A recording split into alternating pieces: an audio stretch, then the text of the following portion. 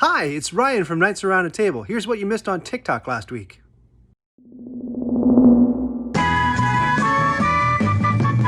Three of these things belong together.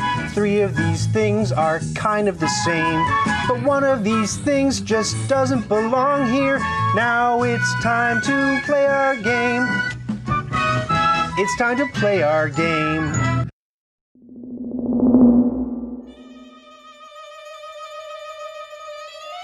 Here's today's password. Find the first letter of each board game and leave a comment with the second half of the password.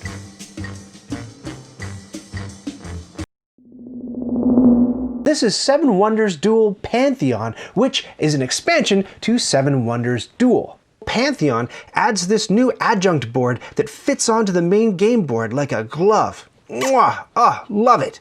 There's a new deck of special cards filled with famous gods from different cultural pantheons. In the First Age, the card tableau is sprinkled with these mythology tokens. Whenever a player uncovers one, he or she chooses a god from a certain mythology deck and adds it to the Pantheon board. In Age 2, the gods get flipped over, and players have a new action available to them. They can pay to activate one of these gods, which will give them a special power.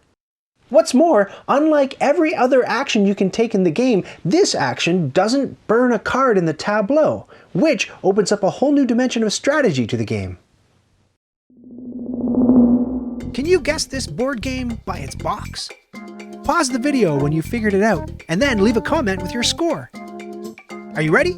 Here we go!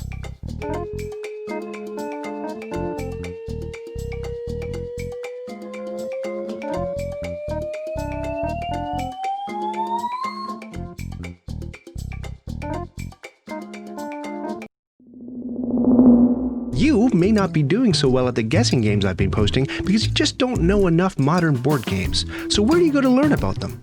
I recommend this site called Board Game Geek. It's like the Internet Movie Database, but for board games. The site is crazy deep and complex, and there's so much to it, but if you're new, here's what I recommend. Go up to Browse and hit All Board Games. Just like IMDb has a list of the top movies as voted by their users, Board Game Geek has this top 100 list of board games that the users on the site think are really great. Now, I will caution you that Board Game Geek users tend to favor games that are heavy in strategy and don't have very much luck at all, so anything that involves drawing random cards or rolling random dice tends to get downplayed. Click on a game title to find out more about it. From there, you can see a gallery of pictures. You can find out how many players it supports, how long it takes to play, this is always a lie, and how heavy the game is, although again, this is sort of user-generated, so take it with a grain of salt. Board game names you're mispronouncing. This one's a bit of a pet peeve of mine. This game is called Scythe, but so many people, I think it's a regional thing, pronounce this word scythe. That ain't it. It's scythe.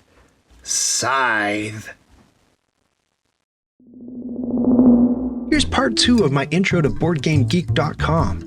If you play games like these and you wind up enjoying what the designer or artist have done, you can click on their names and get a list of the other games they've worked on.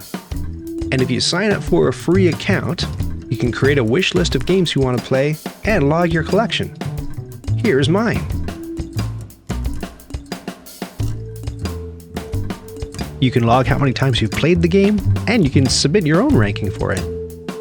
If you ever have trouble figuring out a certain rule, go to this forums link on the games page and click on rules, and there's a bunch of nerds fighting over what different cards mean.